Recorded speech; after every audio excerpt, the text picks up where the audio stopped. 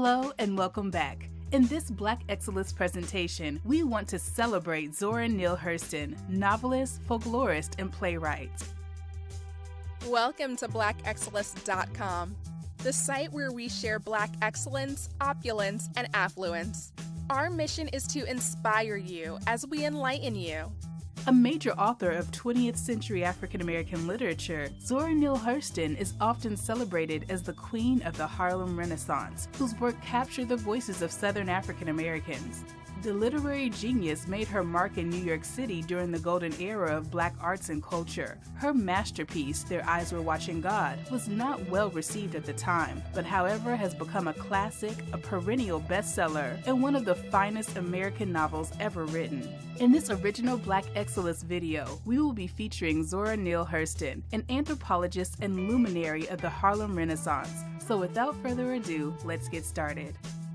Number 1. Zora Neale Hurston enjoyed a happy childhood in an all-Black Florida town. Zora Hurston was born in Notasulga, Alabama on January 7, 1891. Zora Hurston was born the fifth of 8 children of Lucy Ann Hurston, a schoolteacher, and John Hurston, a sharecropper, carpenter, and Baptist preacher. When Zora Hurston was 3, her family moved to Eatonville, Florida. The rural community near Orlando was the nation's first incorporated Black township. In Eatonville, Zora was never indoctrinated in inferiority, and she could see the evidence of Black achievement all around her. Growing up in this culturally affirming setting in an 8-room house on 5 acres of land, Zora had a relatively happy childhood.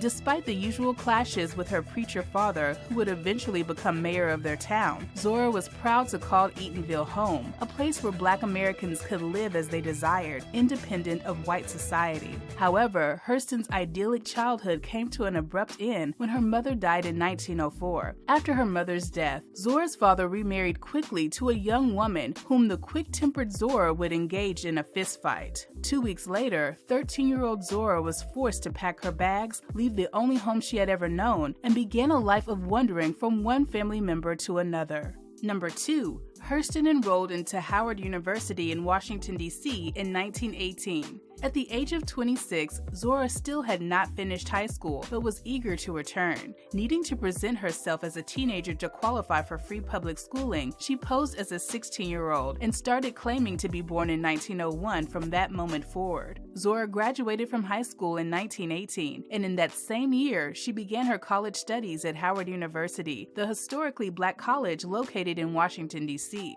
Hurston was among the earliest initiates of Zeta Phi Beta sorority, founded for and by Black women. She took courses in English, Spanish, Greek, as well as public speaking, and eventually earned her associate degree in 1920. Zora left Howard in 1924, and in the following year, Hurston was offered a scholarship to attend Barnard College of Columbia University, a women's college in New York City. She was the only Black student at that time, and while there, at the age of 37, Hurston received her BA in anthropology in 1928.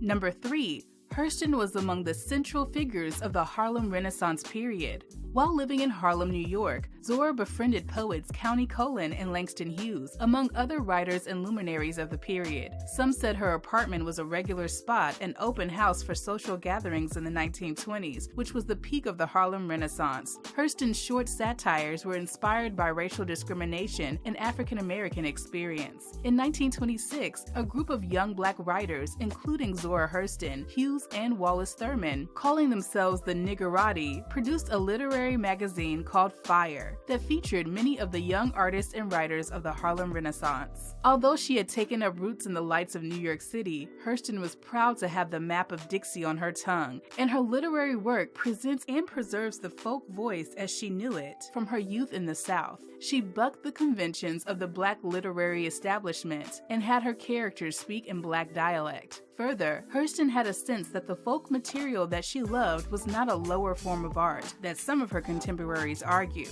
but an oral tradition that had enabled Southern Blacks to survive with dignity and strength. Her goal was to glorify and preserve a form of Black expression that she felt was being diluted by urbanization.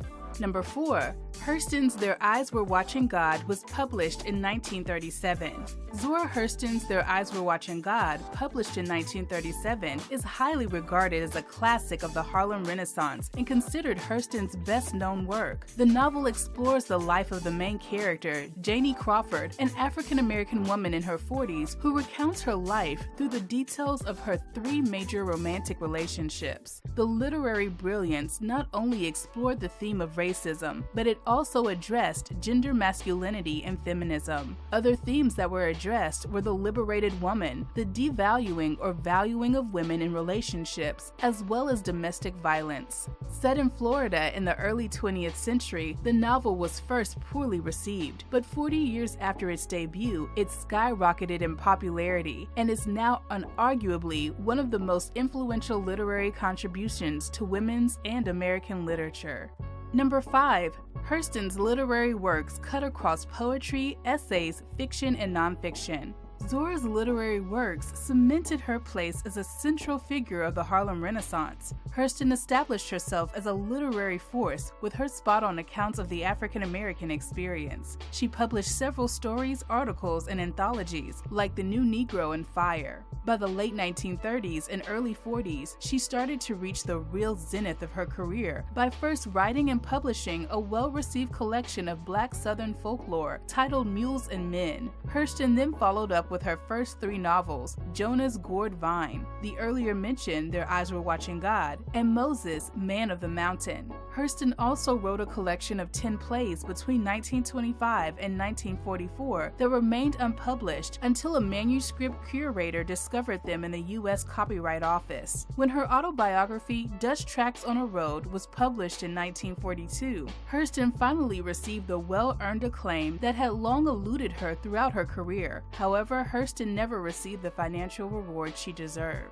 Number 6. Hurston became intrigued with voodoo while studying in the Caribbean. Hurston traveled extensively in the Caribbean and the American South and immersed herself in local cultural practices to conduct her anthropological research. During her travels and research, Zora became intrigued by the practice of voodoo, and she began to incorporate supernatural elements into her novels and stories. Although her work received increasing acclaim from the white literati of New York, Zora often felt under attack by members of the Black arts movement. However, her mission was to present a more fair and respectful study of the voodoo traditions that she felt was subject to racism and judgment, or just simply reduced to caricatures of Black magic and devil worship.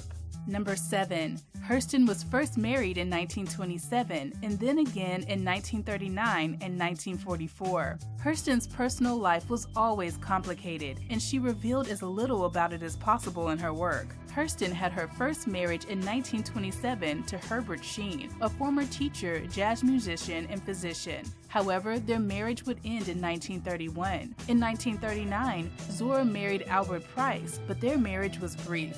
In 1944, she married James Howell Pitts, but their marriage did not last a year. Number 8. Hurston's final decade was met with financial and personal struggles. Zora Hurston was virtually a forgotten literary figure when she reached her 60s. She was living in Fort Pierce, Florida, struggling with health problems and money concerns. Hurston, having no children and no relatives nearby, entered a county-run nursing home. In 1958, Hurston suffered a series of strokes and entered the St. Lucie County Welfare Home, where she transitioned on January 28, 1960. After Hurston's passing, all of her possessions, including her manuscripts, letters, and photos, were ordered to be burned by the staff of the nursing home. A law officer and friend was passing by her home and noticed the burning barrel. The officer stopped and put out the fire, thus saving an invaluable collection of literary documents for posterity. Hurston's remains were in an unmarked and unidentified grave until 1973. In that year, popular novelist Alice Walker and fellow Hurston scholar Charlotte Hunt discovered an unmarked grave in the general area where she had been buried. They went on to mark it as hers. Alice Walker commissioned an inscription with the words Zora Neale Hurston, a genius of the South, novelist, folklorist, anthropologist. Number 9. Hurston achieved great fame in her lifetime, but she also suffered disgrace. For all her accomplishments, Hurston struggled financially and personally during her final decade. Several factors led to Zora's decline from her standing as a vibrant presence in the Harlem Renaissance to become a poor woman working as a maid in Florida. The need to make ends meet overcame her ability to produce authentic art in the end. At the mercy of publishers and her sponsors, it was always a struggle to focus on her craft, keep researching, and keep writing, and at times she was accused of pandering to whites. The Eatonville voice that Hurston so loved faltered as she looked for a mass appeal and a mainstream audience. An outsider in the white world of publishing, she was criticized by Black leaders and intellectuals as well for writing dialogue in rural African American dialect and for presenting her characters in ways that critics considered backward or inappropriate. Though she would have been loath to admit it, Hurston also suffered because she was Black and a woman, two factors that stood in the way of her being able to publish her work. Then there was the arrest and charges amidst false pedophilia accusations. Although the case was fabricated and later dropped after Hurston proved she was in Honduras at the time of the alleged attack, the scandal was devastating and nearly drove Zora to suicide. With a broken spirit and a destroyed reputation, she kept writing as she lived out the final years of her life in Florida, in poverty and in obscurity. Number 10. Hurston was one of the most prominent writers of the 19th and 20th century. Ridiculed in her life, yet revered after death, Zora Neale Hurston has left an indelible legacy on the literary community and commanded an influential place in Black history. Forgoing conventions of what it meant to be a woman and a Black writer, Hurston was free-spirited, both professionally and personally. These qualities, which materialized in ambivalent politics and a commitment to using Southern Black vernacular when Black intellectuals felt that it contradicted the image of the new Negro. In the past few decades, however, thanks to the tenacious support of feminist writers like Alice Walker, Hurston's work re-entered the Black canon and made her primary work, Their Eyes Were Watching God, required reading in classrooms across the country. Zora Neale Hurston's legacy endures, and an entirely new generation of readers who now honor and appreciate her as both a writer and a wonderful being. We appreciate the fact that you stayed with us until the end. Thank you for spending time with us, and don't forget to like this video. Also, make sure you subscribe so that you never miss a video. Bye for now. We will see you tomorrow.